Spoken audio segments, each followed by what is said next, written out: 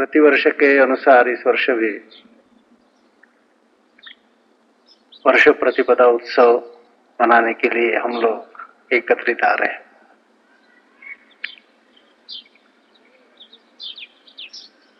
हम जानते हैं कि राष्ट्रीय स्वयंसेवक संघ की कार्य पद्धति का एक हिस्सा माने हमारे 6 उत्सव है। संघ के कार्य पद्धति के 2 हिस्से हैं, एक नित्य, एक नैमित्तिक। नित्य में पद्धति का केंद्र बिंदु है दिन प्रतिदिन का एकत्रीकरण। हर दिन सब एकत्रित आए, सामूहिक कार्यक्रम करें। सामूहिक कार्यक्रम के माध्यम से सामूहिक मन का निर्माण होता है।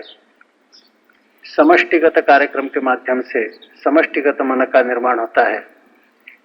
इस मनोविज्ञान के सिद्धांत के आधार पर सामूहिक कार्यक्रम करें और संपूर्ण समाज के साथ एकात्मता का संस्कार अपने हृदय पर अंकित करें। यह नित्य कार्यक्रम। नैमित्तिक कार्यक्रम अपने 2 तरह के हैं। नियमित रूप से आने वाले नैमित्तिक कार्यक्रम, अनियमित रूप से आने वाले नैमित्तिक कार्यक्रम। अनियमित रूप से तो कई कार्यक्रम आते ही रहते हैं, हम सब कार्यकर्ता जानते हैं। कहीं बैठकें होती है, कहीं ट्रिप्स होती है, तरह तरह के कार्यक्रम होते हैं। या अनियमित रूप से आने वाले नैमित्तिक कार्यक्रम तो बहुत होते हैं। लोग कहते हैं कि भाई घर वाले इससे तंग आ जाते हैं। सुबह बाहर गए, कहाँ गए थे? बैठक। दोपहर में बैठक, शाम को बैठक, रात को बैठक। अरे बैठक में होता क्या है? अखबार में कुछ आता नहीं। तो घर वाले कहते हैं कि ये बैठकों से तो हम तंग आ गए। तो ये इस तरह के अनियमित नैमित्तिक कार्यक्रम। और नियमित नैमित्तिक कार्यक्रमों में 6 उत्सव। अब संपूर्ण कार्य पद्धति का लक्ष्य संस्कार देना है। हर एक व्यक्ति के हृदय पर संस्कार देना कि मैं अकेला नहीं, पृथक नहीं, स्वतंत्र नहीं, संपूर्ण समाज के साथ मैं एकात्म हूं। मनुष्य का शरीर और उसका एक एक अवयव, इनके जो संबंध होते हैं वही संपूर्ण समाज और एक एक व्यक्ति के संबंध है। और इस दृष्टि से संपूर्ण समाज के साथ एकात्मता का संस्कार हर हृदय पर अंकित करना, इसी दृष्टि से सभी कार्यक्रम और कार्य पद्धति इसकी रचना है। तो नित्य कार्यक्रम, दिन प्रतिदिन एकत्रीकरण और सामूहिक कार्यक्रम का। नैमित्तिक कार्यक्रमों में कुछ अनियमित और नियमित कार्यक्रम यानी 6 उत्सव। अब यह जो उत्सव है वह सारे हिंदू समाज के परंपरागत उत्सव है। इसमें क्योंकि संघ की यह धारणा है कि संघ यह कोई संस्था नहीं है, दल नहीं है, पंथ नहीं है, संप्रदाय नहीं है, हिंदू समाज के अंतर्गत खड़ा किया हुआ संगठन नहीं है। संघ हिंदू समाज के अंतर्गत संगठन खड़ा नहीं करना चाहता, तो संपूर्ण हिंदू समाज को ही सुसंगठित अवस्था में लाना चाहता है। परिकल्पना की दृष्टि से संघ और समाज दोनों समव्याप्त है। मनोवैज्ञानिक दृष्टि से संघ संपूर्ण समाज के साथ एकात्म है। इसके कारण संघ यानी संपूर्ण हिंदू समाज ही है। इसलिए अन्य लोगों के जैसे संस्थागत उत्सव होते हैं, दलगत उत्सव होते हैं, वैसा संघ के लिए संभव नहीं। जो कुछ भी संघ का है वह हिंदू राष्ट्र का है, हिंदू समाज का है। संघ का ध्वज कौन सा है? वही जो हिंदू राष्ट्र का परंपरागत ध्वज है। संघ के सिद्धांत कौन से है? वही जो हिंदू राष्ट्र के परंपरागत सिद्धांत है। वैसे संघ के उत्सव कौन से है? वही जो हिंदू राष्ट्र के परंपरागत उत्सव है। तो यह परंपरागत उत्सवों में से कुछ उत्सव चुन लिए हैं। अब ये उत्सवों को चुनना, इसके पीछे भी भाव संस्कारों का ही है। क्योंकि उत्सव व्रत हिंदू समाज में बहुत है। हेमाद्रि पंडित इस नाम के एक बड़े पंडित हो गए दक्षिण में। उन्होंने हिंदुओं के सभी व्रतों का और सभी उत्सवों का विवरण व्रत चिंतामणि इस ग्रंथ में किया है। वो ग्रंथ आप देखेंगे तो आपको ऐसा दिखेगा कि व्रत और उत्सव मिलकर 2000 से ज्यादा है।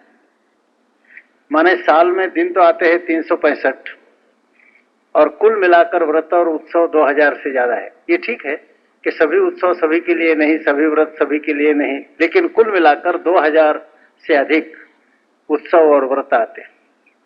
तो सब लेना तो संभव नहीं, उसमें से 6 उत्सव छांट कर लिए हैं। और यह जो 6 उत्सवों का चयन किया है उसके पीछे यही उद्देश्य है कि हिंदू समाज को सुसंगठित करने की दृष्टि से हर एक हिंदू हृदय पर उपयुक्त संस्कार अंकित करने के लिए जिनकी सहायता हो सकती है, ऐसे उत्सव माने संस्कारों के दृष्टि से उपयुक्त उत्सव ऐसे चुन लिए। वो अपने 6 उत्सव हम जानते हैं, जिसमें वर्ष प्रतिपदा यह एक उत्सव है। अब यह एक संयोग की बात है कि आज वर्ष प्रतिपदा के उत्सव के समय हमारे लिए और भी एक आनंद का, विचारों को चालना देने वाला प्रसंग आता है। वह यानी हमारे राष्ट्रीय स्वयंसेवक संघ के प्रतिष्ठाता आद्य सरसंघ चालक परम पूजनीय डॉक्टर हेडगेवार जी का जन्मदिन भी वर्ष प्रतिपदा का ही है। यह संयोग की बात है। हम जानते हैं कि संघ व्यक्ति पूजा में विश्वास नहीं रखता। आजकल जो राजनीतिक क्षेत्र में एक प्रक्रिया चलती है, इमेज बिल्डिंग ऐसा कहते हैं,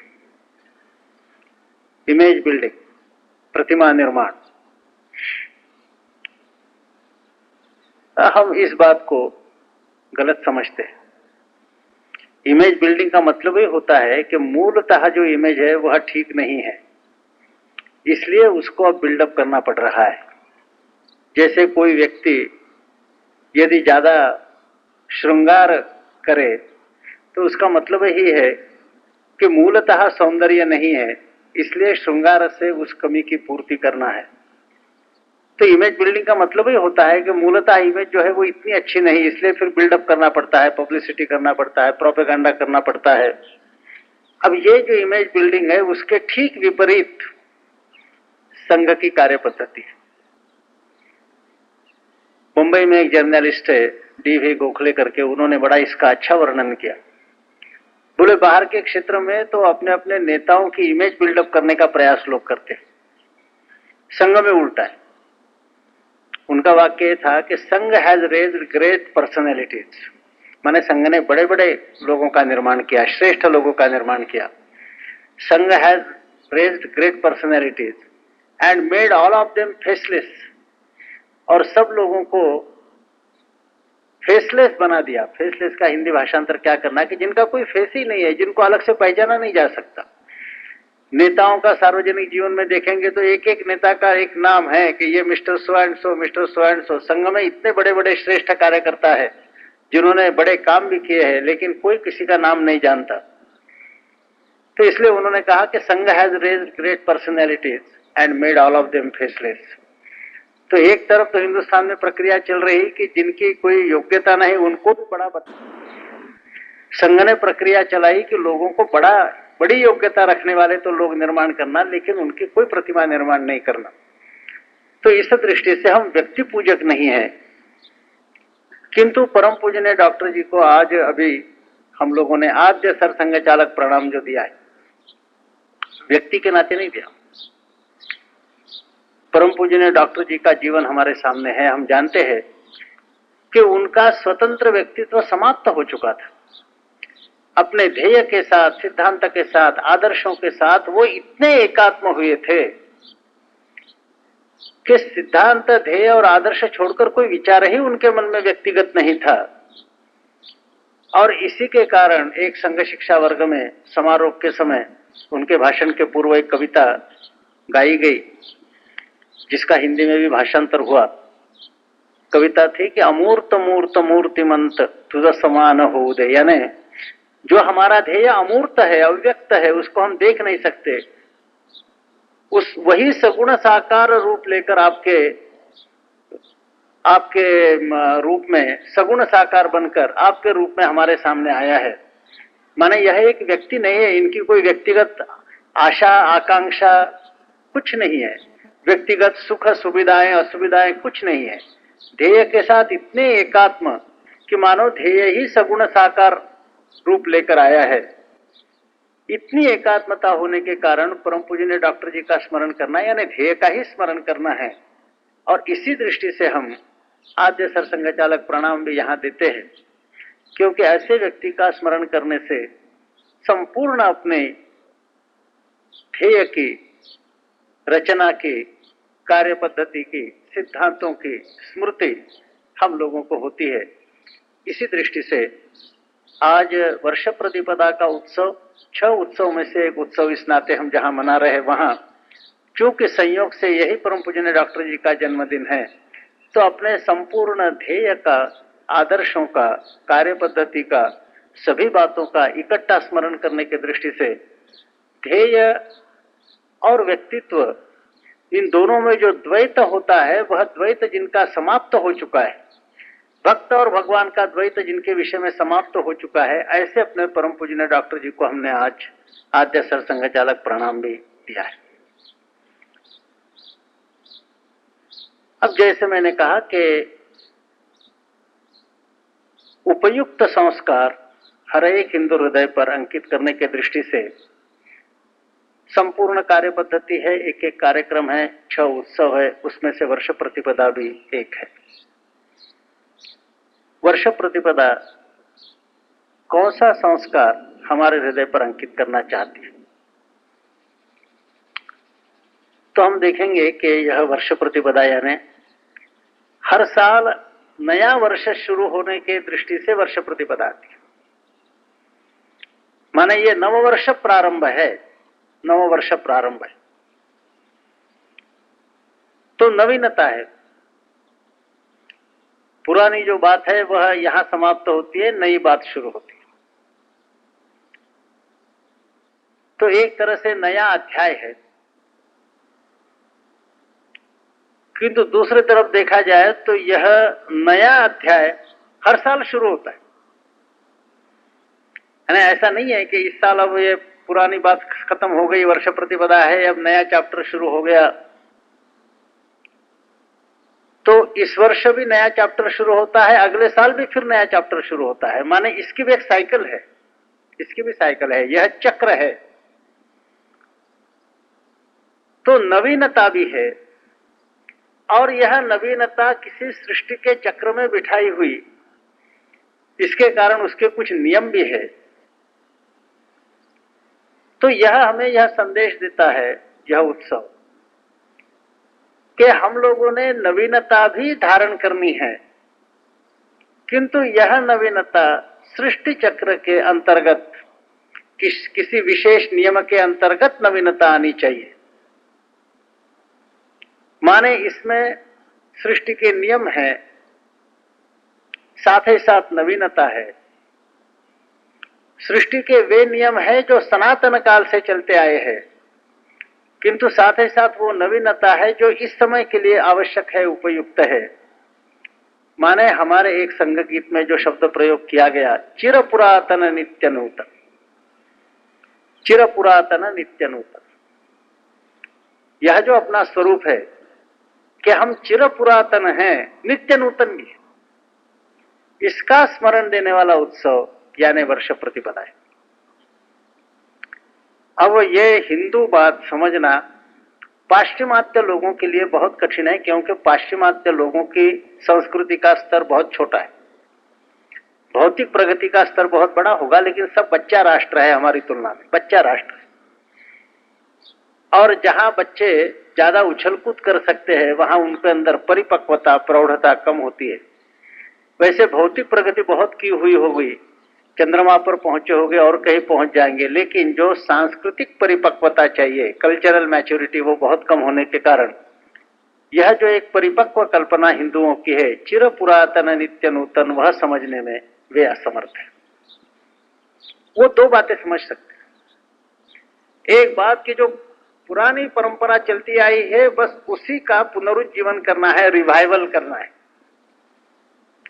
जो पहले बात होगी उसी को जैसे कि वैसे फिर से स्थापन करना है, यह एक बात समझ सकते हैं। और दूसरी बात समझ सकते हैं कि पुरानी बात यदि कालबाह्य हो गई, आउटडेटेड हो गई, उसको छोड़ दीजिए, अब नया काम शुरू कर देंगे। भूतकाल के साथ कोई संबंध नहीं, नया भविष्य हम करेंगे। अंग्रेजी में एक को बोलते हैं स्टेटस को, स्टेटस कोइज्म, यथास्थितिवाद। माने फिर से वही लाना है जो 200 साल पहले था, 1000 साल पहले था।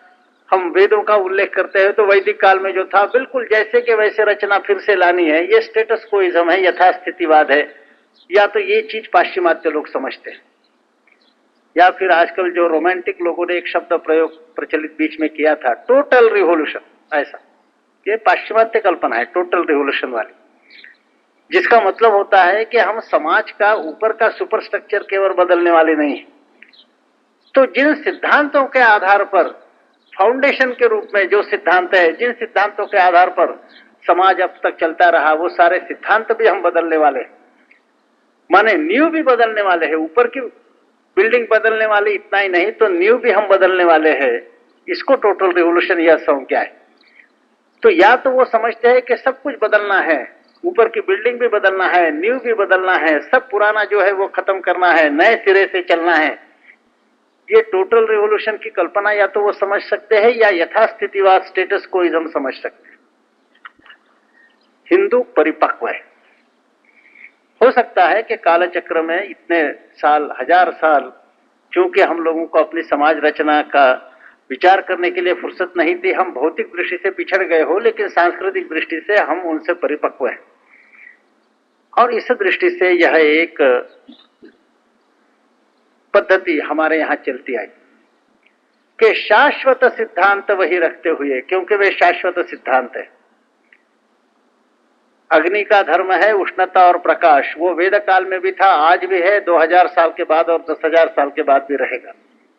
तो कुछ सिद्धांत शाश्वत है। शाश्वत सिद्धांतों के प्रकाश में जैसे जैसे परिस्थिति बदलती है, वैसे वैसे समाज रचना के नियमों में परिवर्तन करना, माने अपरिवर्तनीय शाश्वत सिद्धांतों के प्रकाश में अखंड परिवर्तनशील समाज रचना, यह हिंदुओं की विशेषता रही है।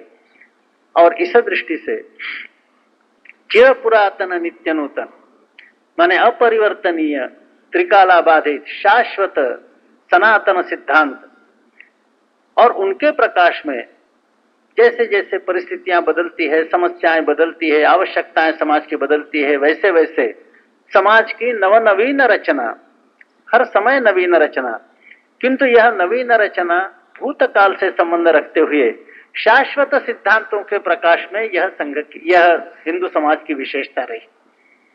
शाश्वत सिद्धांतों के प्रकाश में, अपरिवर्तनीय सिद्धांतों के प्रकाश में परिवर्तनशील समाज रचना। और इसलिए हम दूसरी भाषा में कहते हैं कि भूतकाल के साथ संबंध रखते हुए भविष्य का विचार करना। यह नहीं कि भूतकाल के साथ संबंध छोड़ दिया, बस केवल भविष्य का विचार करें।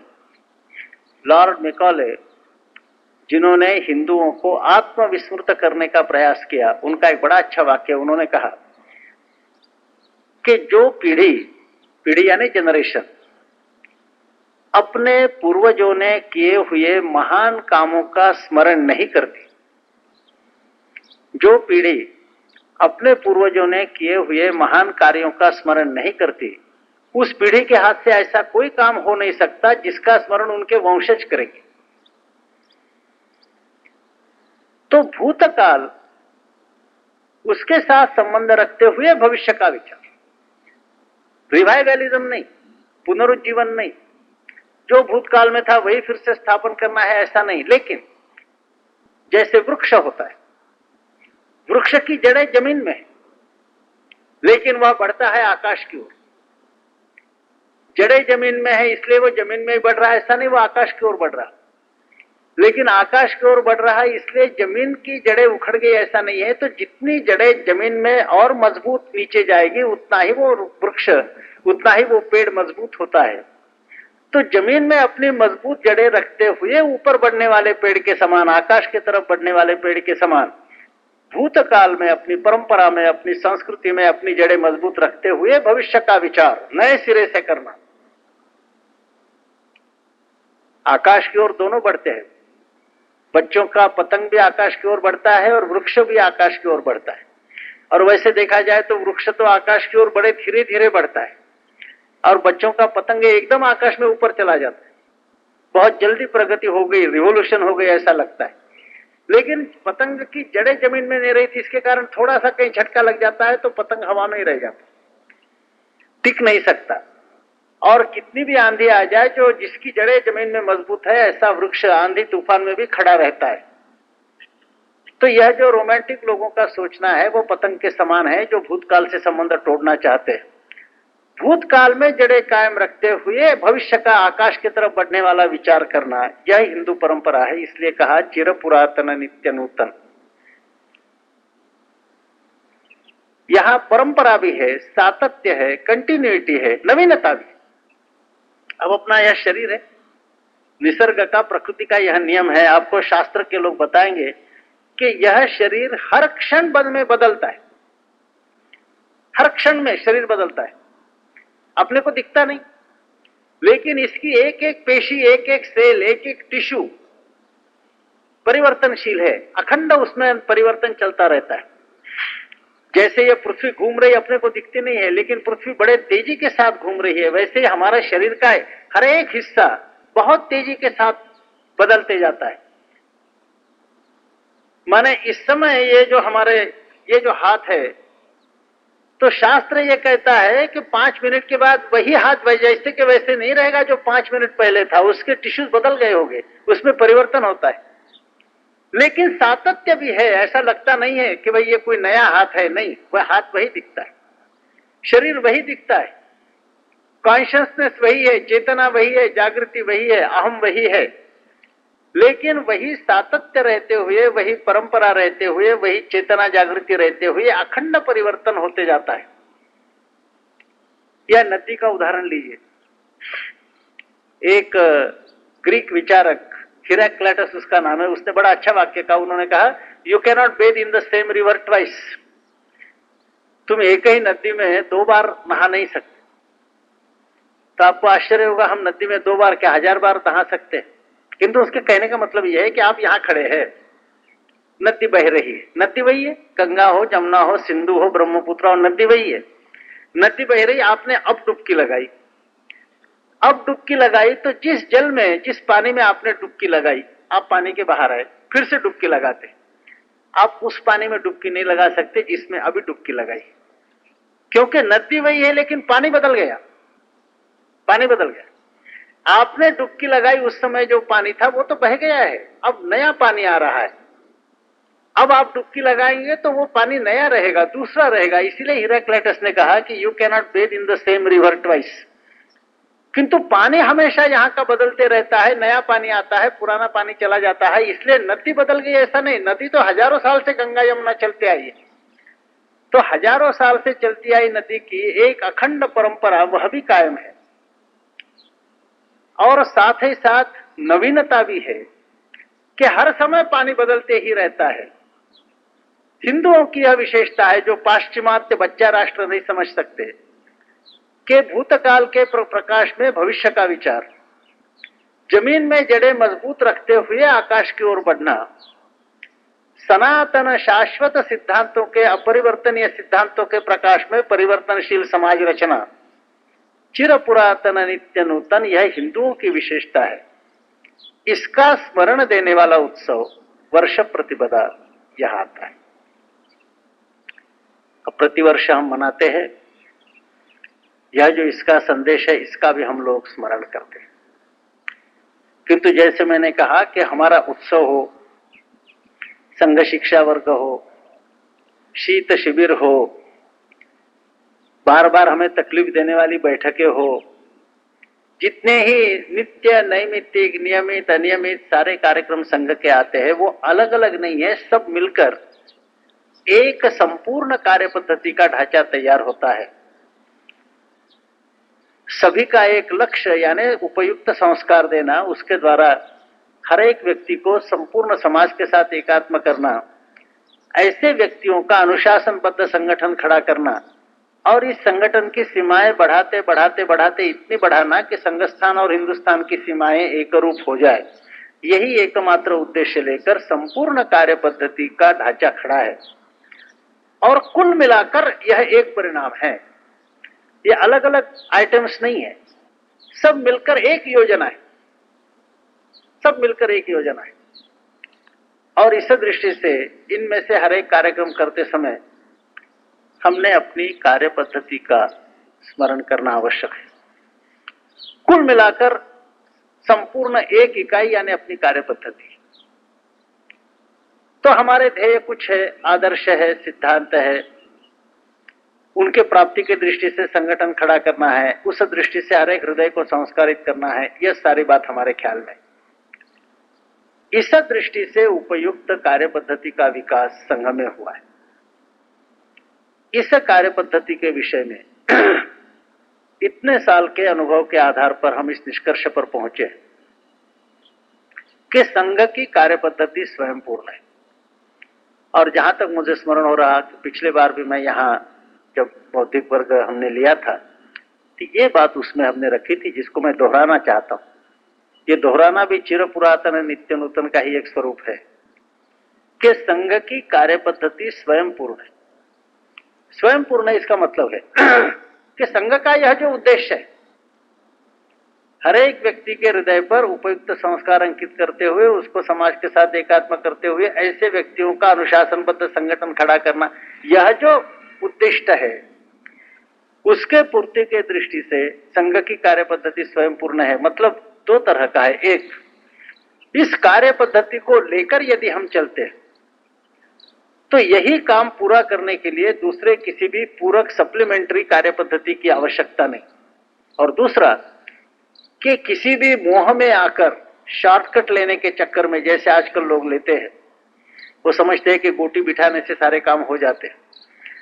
तो किसी भी शॉर्टकट के चक्कर में आकर, मोह में आकर यदि हम इस कार्य पद्धति को छोड़ देते हैं तो दूसरी कोई भी ऐसी पर्यायी वैकल्पिक सब्स्टिट्यूट अल्टरनेट कार्य पद्धति नहीं हो सकती जो हमें वहां पहुंचाएगी जहां संघ हमें पहुंचाना चाहता है।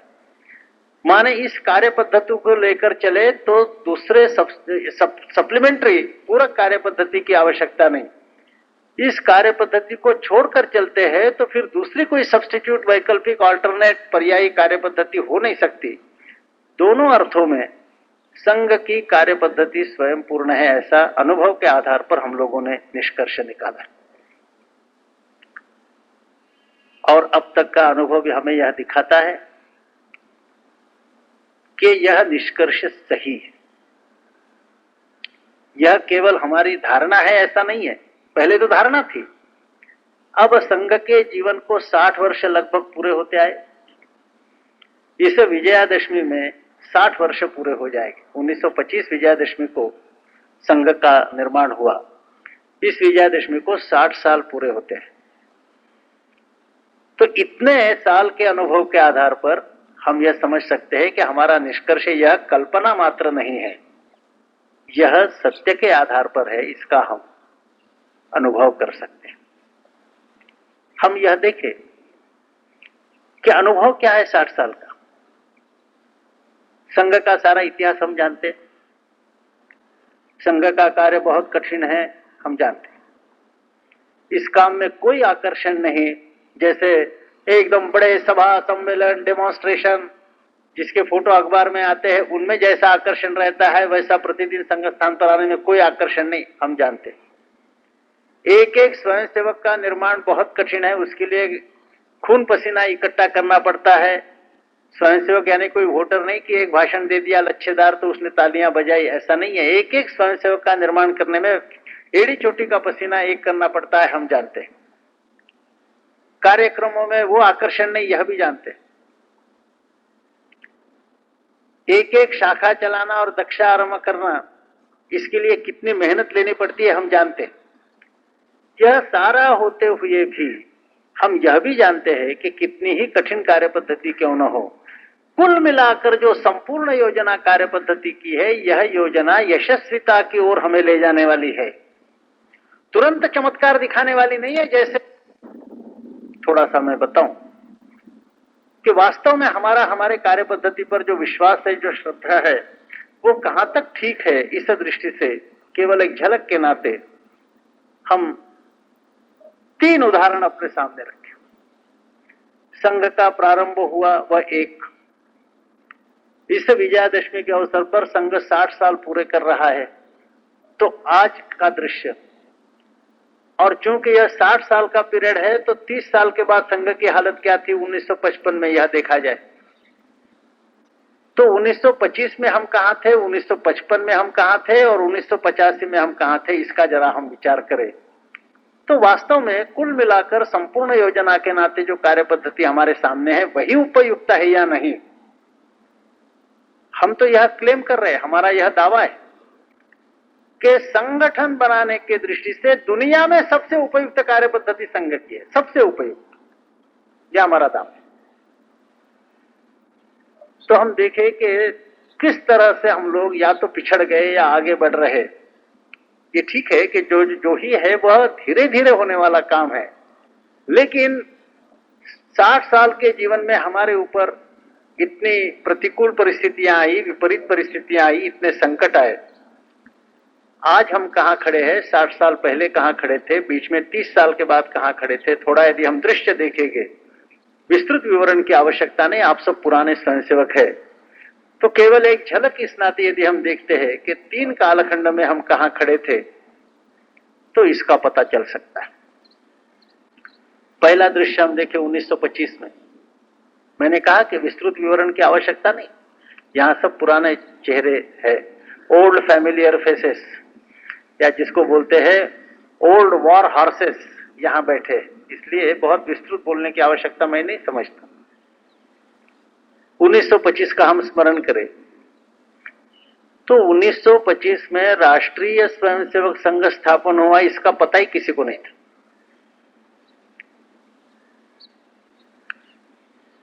उसी समय एक दूसरा जो महान उपक्रम शुरू हुआ था, उसकी यदि इसकी तुलना की जाए, 27 सितंबर 1925 को संघ का निर्माण हुआ, वह विजयादशमी की तारीख है, 27 सितंबर। और लगभग 5 साल पहले कम्युनिस्ट पार्टी का निर्माण हुआ, 17 अक्टूबर 1920 को ताशकंद में यानी रूस में कम्युनिस्ट पार्टी ऑफ इंडिया का निर्माण हुआ।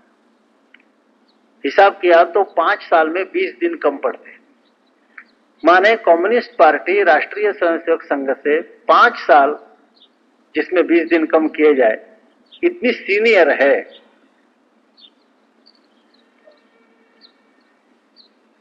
अब संगठन की दृष्टि से यदि देखा जाए तो 5 साल पूर्व कम्युनिस्ट पार्टी की स्थापना हुई, 5 साल बाद संघ का निर्माण हुआ। दोनों के स्टार्टिंग पॉइंट्स क्या थे जरा देखे जाए। और जिस समय संघ का निर्माण हुआ 27 सितंबर 1925, उस समय देश को तो पता ही नहीं था कि संघ नाम की कोई बड़ी चीज निर्माण हुई है। विदर्भ के लोगों को भी पता नहीं था, यहां तक कि नागपुर वालों को भी पता नहीं था कि कोई महान संगठन निर्माण हुआ है। दिसंबर 1925 तक, माने सितंबर, अक्टूबर, नवंबर, दिसंबर, 3 महीने भी पूरे नहीं होते, दिसंबर 1925 तक संघ की शक्ति क्या होगी। एक तो संघ केवल नागपुर में ही था, वो भी पूरे नागपुर वाले उसके बारे में जानकारी नहीं रखते थे, एक मोहल्ले में था, दूसरी शाखा भी नहीं थी। दिसंबर 1925 तक दूसरी शाखा भी नहीं थी। और उस समय कितने लोग हो गए इसका पता चलाना बहुत कठिन है। मैंने बीच में कोशिश की थी, क्योंकि मैं तो बाद में संघ में आया, तो भाई कितने लोगों को लेकर डॉक्टर जी ने काम शुरू किया तो पता ही नहीं चलता। कोई कहता है 5 लोग, कोई कहते हैं 12 लोग, कोई कहते हैं 20 लोग। तो नागपुर में हमने बीच में खोज की थी कि भाई कितने लोग थे। तो ये कठिन इसलिए हो गया कि पहले 5 लोगों को लेकर संघ का काम शुरू हुआ है, उन 5 लोगों में मैं था, ऐसा कहने वाले कम से कम 5000 लोग हमको नागपुर में मिले कि हम उस 5 लोगों में थे जिनको लेकर आपके डॉक्टर जी ने संघ शुरू किया। आप क्या समझते हैं, आप तो बच्चे थे उस समय। ऐसा कहने वाले 5000 लोग नागपुर में। तो संघ में उस समय कितनी संख्या थी इसका हिसाब निश्चित किसी को पता नहीं, लेकिन अब आप शाखा चला रहे हैं, आप अंदाजा कर सकते हैं कि 3 महीने में शाखा की संख्या कितनी होगी। एक ही शाखा थी, 60, 70, 100 से ज्यादा तो नहीं होगी। जिस दिसंबर 1925 में राष्ट्रीय स्वयंसेवक संघ की शक्ति 100 से ज्यादा नहीं थी और नागपुर के बाहर किसी को पता नहीं था संघ शुरू हुआ, उस समय कम्युनिस्ट पार्टी ऑफ इंडिया इसका कानपुर में अखिल भारतीय अधिवेशन हुआ, जिसमें 6-7 राज्यों से 500 डेलीगेट्स आए थे। अखिल भारत से 6-7 स्टेट से 500 डेलीगेट्स आए थे। माने स्टार्टिंग पॉइंट्स क्या है, संगठनात्मक दृष्टि से हम देखें स्टार्टिंग पॉइंट्स क्या है, तो जिस समय हमारी संख्या 100 भी नहीं होगी, उस समय 6-7 राज्यों में उनका काम था, जब नागपुर वाले भी संघ को जानते नहीं थे, और 500 डेलीगेट्स उनके आए थे। उनके पीछे एक बड़ा ग्लैमर था, यशस्वी रशियन राज्य क्रांति का। और हिंदुस्तान में उस समय कम्युनिज्म की ओर झुकने वाले लोग ये कोई इज्म के कारण नहीं झुकते थे। गांधी जी की अहिंसा जिनको स्वीकार नहीं थी और कुछ न कुछ सनसनीखेज क्रांति वगैरह होनी चाहिए, उनके लिए बड़ा आकर्षण था कि साहब यहां तो राज्य क्रांति यशस्वी हुई है, उसी के पीछे चला जाए। और जागतिक स्तर पर एक बहुत बड़ी शक्ति रशिया की कम्युनिज्म के पीछे खड़ी थी, इनके पीछे खड़ी थी, तो एक जागतिक शक्ति हिंदुस्तान के कम्युनिस्टों के पीछे खड़ी, पूरे जगत में कम्युनिज्म का बोलबाला। और हमारी हालत क्या थी?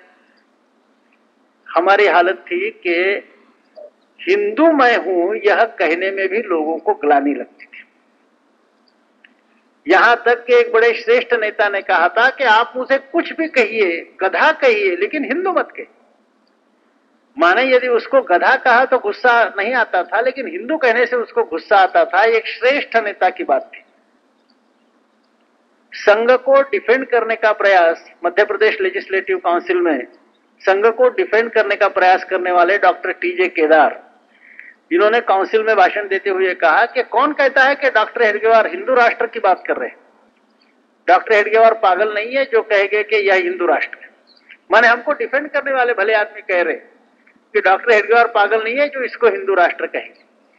माने हिंदू का कितना डिवैल्यूएशन हुआ था इसकी हम कल्पना कर सकते हैं, अवमूल्यन कितना हुआ था इसकी हम कल्पना कर सकते हैं कि हमारे साथी भी अपने को हिंदू कहने के लिए तैयार नहीं थे।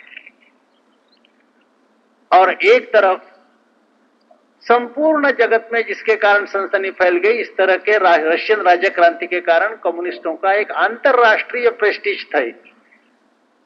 और जिस समय नागपुर वाले भी नहीं जानते थे कि संघ नाम की कोई चीज निर्माण हुई, वहां 6-7 राज्यों से 500 डेलीगेट्स कानपुर में उनके इकट्ठा हुए थे। यह दोनों के स्टार्टिंग पॉइंट्स क्या थे इसका विचार करें। मैं कम्युनिस्टों का उदाहरण इसलिए ले रहा हूं कि संगठन शास्त्र सबसे अधिक कम्युनिस्ट ही जानते हैं और कम्युनिस्टों ने ही विकास किया, ऐसा सभी पाश्चिमात्य राष्ट्रों ने मान लिया। लेनिन को संगठन शास्त्र का सबसे बड़ा तज्ञ विशेषज्ञ माना जाता है। पश्चिम सोचते हैं कि भाई लेनिन के सिद्धांतों से जिनका विरोध है वो भी कहते हैं कि संगठन शास्त्र सीखना है तो लेनिन से सीखना चाहिए।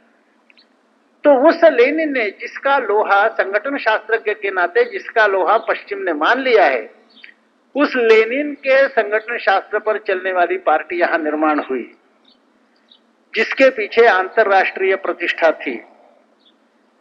और हमारा प्रारंभ हुआ, नागपुर वाले नहीं जानते थे, उनके उस समय 6-7 राज्यों से 500 लोग इकट्ठा आ सके, यह स्टार्टिंग पॉइंट। हम 55 में क्या दृश्य था यह देखें। ये 25 की बात हो गई, 30 साल के बाद क्या दृश्य था, दोनों का तुलना हम देखें। 55 में आप जो थोड़े उम्र वाले लोग यहाँ काफी है वो जानते होंगे कि राष्ट्रीय स्वयंसेवक संघ संकट में ही था। गांधी जी की हत्या संघ वालों ने की है, यह आरोप। अदालत ने संघ को इसमें से पूरी तरह से निर्दोष बताया, तो भी जबरदस्ती से राजनीतिक प्रोपेगेंडा संघ के खिलाफ चलाया गया, उसकी शिकार आम जनता हो रही। यह दृश्य संघ को दबाने की कोशिश करने वालों का शासन, और शासन ने नहीं तो उनका प्रभाव लोगों पर। सारे अंतरराष्ट्रीय क्षेत्र का नेतृत्व वही लोग कर रहे हैं जो हिंदुस्तान का शासन चला रहे हैं और संघ के खिलाफ है, और हिंदू नाम से भी जिनको नफरत है, ऐसे लोगों का शासन, उनका बोलबाला, उनका प्रभाव। और मैं संघ का हूं और मैं हिंदू हूं, यह कहने में जैसे 25 में ग्लानि होती थी, उससे भी ज्यादा ग्लानि, क्योंकि हिंदू, हिंदुत्व, हिंदू राष्ट्र, राष्ट्रीय स्वयंसेवक संघ, इन सब बातों के साथ गांधी हत्या का संबंध उस समय जुड़ने के कारण और इसमें अधिक ग्लानि का अनुभव जो 1925 में होता था, उससे भी इस हालत में हम 1955 में थे। उस समय कम्युनिस्टों की क्या हालत थी? दूसरा महायुद्ध समाप्त हुआ था। कैपिटलिस्ट अमेरिका की सहायता से कम्युनिस्ट रशिया ने अपने को बचा लिया था, और महायुद्ध के समाप्ति के पश्चात जो समझौता हुआ उसमें पूर्व यूरोप के कई राष्ट्र रशिया के प्रभाव क्षेत्र में आ गए थे, और थोड़े ही दिन के बाद चाइना जैसा सबसे बड़ा जनसंख्या रखने वाला देश वह भी कम्युनिस्टों के झंडे के नीचे आया था, और 1/3 दुनिया कम्युनिस्ट झंडे के नीचे थी। 1955 में यह दृश्य था कि 1/3 दुनिया कम्युनिस्ट झंडे के नीचे थी, और सोचा गया था कि अब तो लाल झंडा आगे ही बढ़ने वाला है। अब 1/3 दुनिया आ गई, अब 2/3 फिर से हजम करने में कोई ज्यादा देर लगने वाली नहीं है। यह विजयी अश्व है, जैसे हमारा अश्वमेध यज्ञ का अश्व निकलता था, वैसे यह विजयी अश्व है कम्युनिज्म का।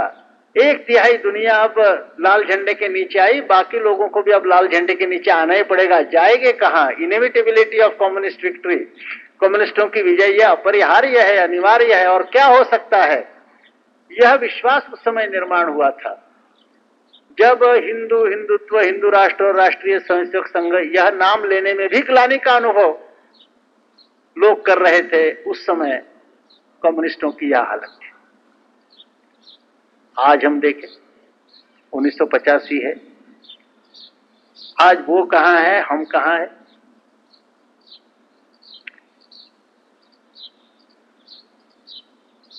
सारे दुनिया को एक केंद्रित कम्युनिस्ट साम्राज्य बनाना, यह जो उनका दृश्य था, यह जो उनका स्वप्न था, वह आज टूट गया है। मॉस्को यह केंद्र रहेगा और सारी दुनिया एक छत्र कम्युनिस्ट साम्राज्य के अंतर्गत रहेगी। अब कोई सोच नहीं रहा।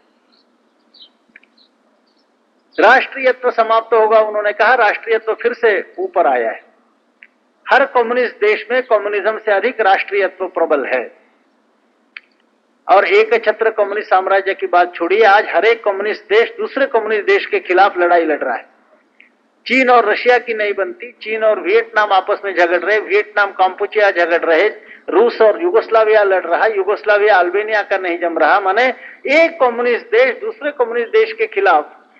और काहे के लिए? तो जिस राष्ट्र कल्पना को समाप्त करेंगे कहा था, वही राष्ट्र कल्पना हर देश में प्रबल होने के कारण एक कम्युनिस्ट देश दूसरे कम्युनिस्ट के खिलाफ है, और हर एक कम्युनिस्ट देश दूसरे को पथभ्रष्ट कहता है। युगोस्लाविया रूस को पथभ्रष्ट कहता, रूस युगोस्लाविया को पथभ्रष्ट कहता, दोनों चीन को पथभ्रष्ट कहते। इस तरह से एक दूसरे को गाली दे रहे। यह दुनिया में दृश्य है।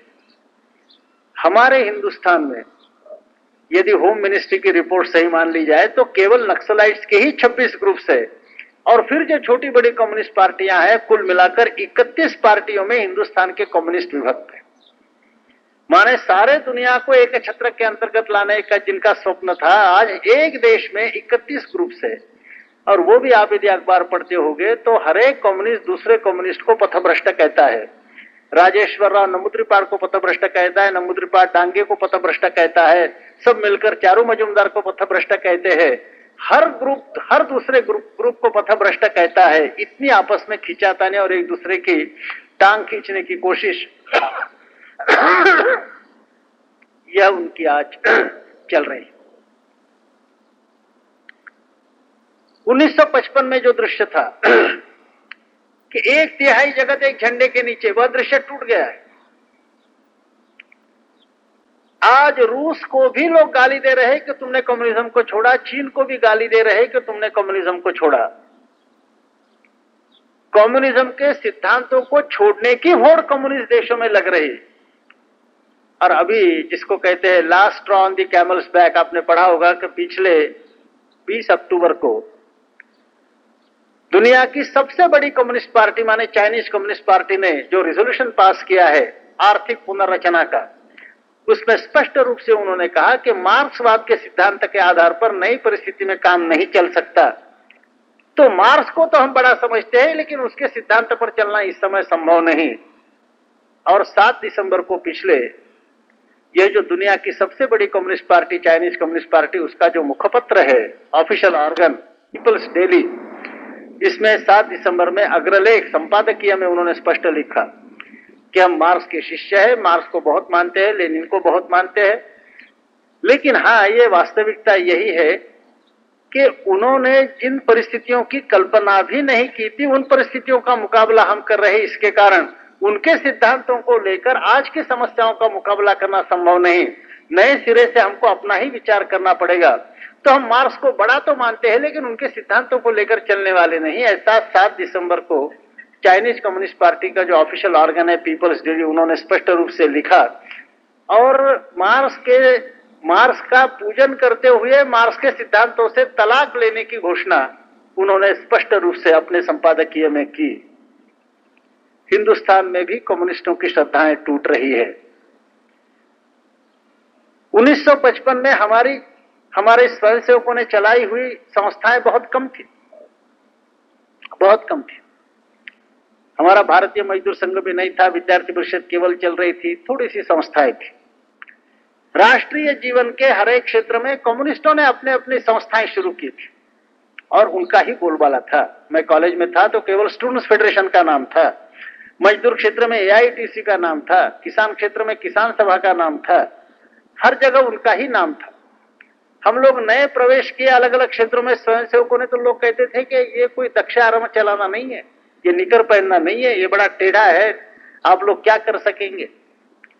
किंतु जहां जहां हम लोगों ने प्रवेश किया हम देखते हैं कि कम्युनिस्टों पर मात करते हुए हमारे स्वयंसेवकों ने अपने अपने संगठन को बढ़ाया। मजदूर क्षेत्र को बहुत उनका गढ़ माना गया था, आप भी जानते हैं। आज दोनों कम्युनिस्ट पार्टी की ट्रेड यूनियन की संयुक्त शक्ति से हमारे स्वयंसेवकों ने चलाई हुई संस्था की शक्ति आज ज्यादा है, ऐसा भारत सरकार ने घोषित किया। विद्यार्थी क्षेत्र में आज वही हाल है। तो जिन संस्थाओं में स्वयंसेवक अपना प्रभाव रख रहे, उन संस्थाओं की प्रगति कम्युनिस्टों की संस्थाओं की प्रगति से अधिक, शाखाओं की प्रगति है, स्वयंसेवकों की संख्या में प्रगति है। फिर विश्व हिंदू के जैसे अखिल भारतीय स्तर पर ही नहीं तो अखिल विश्व के स्तर पर हमारा काम फैल रहा। यह दृश्य यदि हम देखते हैं तो बड़ा विचित्र अनुभव ऐसा आता है कि कम्युनिस्ट अंतरराष्ट्रीय प्रतिष्ठा से कम्युनिस्टों का काम शुरू हुआ हिंदुस्तान में, अंतरराष्ट्रीय प्रतिष्ठा। और होते होते होते हर देश के कम्युनिस्ट अलग अलग तबकों में अलग अलग गुटों में बटे हुए और एक दूसरे की टांग खींच रहे, एक दूसरे की पिटाई कर रहे, माने उनका संकोच हुआ है। यह एक दृश्य हम देख रहे, माने वो अंतरराष्ट्रीयता से उन्होंने प्रारंभ किया, अंतरराष्ट्रीय प्रतिष्ठा, अब गली गली में कम्युनिस्ट एक दूसरे से लड़ रहे, यह आज उनका हाल है। और हमने नागपुर के गली में काम शुरू किया, नागपुर वाले भी नहीं जानते थे संघ शुरू हुआ, आज अंतरराष्ट्रीय क्षेत्र में हमारे लोग पहुंच गए। क्या विश्व हिंदू परिषद, क्या फीसी नाम की जो संस्था है, friends of international society, friends of India international, अलग अलग 82 देशों में हमारे स्वयंसेवक आज है, 82 कंट्रीज। तो हमने गली से प्रारंभ किया, अंतरराष्ट्रीय क्षेत्र तक पहुंच गए। उन्होंने अंतरराष्ट्रीय प्रतिष्ठा से प्रारंभ किया, हर गली में एक दूसरे की टांग खींच रहे। संपूर्ण पश्चिम ने जिस लेनिन को संगठन शास्त्र के विशेषज्ञ मान लिया था, उस लेनिन के तंत्र को काम करने वाले लोग आज इस हालत में हैं। और जिस डॉक्टर हेडगेवार का नाम कोई जानता भी नहीं था, उनके तंत्र को लेकर काम करने वाले इस तरह से आगे बढ़ते जा रहे। यह ठीक है कि गति धीमी है, धीमी ही रहेगी, कोई भी बड़ा काम धीरे धीरे ही होता है, लेकिन उनका सबसे बड़ा संगठन शास्त्रज्ञ, उसके शास्त्र का नतीजा क्या है। और जिनका कोई नाम नहीं जानता था, डॉक्टर हेडगेवार, उनके शास्त्र को लेकर हम काम कर रहे, उनकी कार्य पद्धति को लेकर काम कर रहे। तो 60-65 साल में दोनों का तुलनात्मक यदि हम अध्ययन करते हैं तो राष्ट्रीय स्वयंसेवक संघ की कार्य पद्धति स्वयं पूर्ण है, यह बात हम समझ सकते हैं। इस कार्य पद्धति के नित्य कार्यक्रम के बारे में, नैमित्तिक कार्यक्रम के बारे में पूरी श्रद्धा हम अपनी रखें। जैसे मैंने कहा कि नित्य कार्यक्रम दिन प्रतिदिन का एकत्रीकरण और नैमित्तिक कार्यक्रम, इसमें अनियमित बैठकें, सहले, शिविर आदि और नियमित यानी हमारे उत्सव, कुल मिलाकर एक संपूर्ण योजना होती है, उसका क्रियान्वयन करना है, उस पर अमल करना है। तो संपूर्ण श्रद्धा के साथ हम अपनी कार्य पद्धति पर यदि अमल करते हैं तो संघ के जीवन में उतार आए, चढ़ाव आए, अच्छे दिन आए, बुरे दिन आए, संघ की प्रगति धीमी रफ्तार से होती है और यह धीमी ही रफ्तार रहेगी। लेकिन जैसे पतंग के समान बहुत ऊपर चले गए और बाद में कट गए तो फिर हवा में पता ही नहीं चला कहां पतंग गया, ऐसा नहीं। तो जमीन में जड़ें मजबूत रखते हुए धीरे धीरे आकाश की ओर बढ़ने वाले पेड़ के समान संघ की प्रगति हो रही है। तो यह सारा समझकर हम एक एक कार्यक्रम का क्रियान्वयन करें, इतना ही कहना इस समय पर्याप्त है।